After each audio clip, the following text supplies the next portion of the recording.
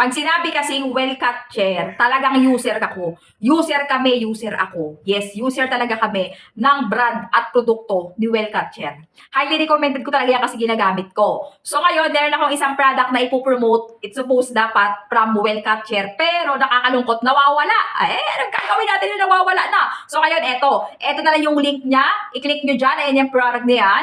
Tapos eto yung mga description niya, basahin nyo na lang isa-isa.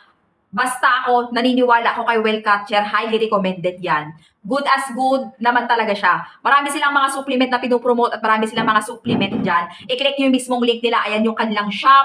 Ito yung product nila. Ayan.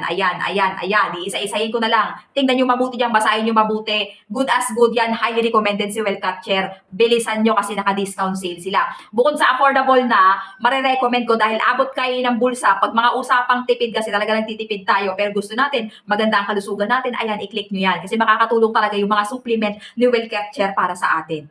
Click nyo na.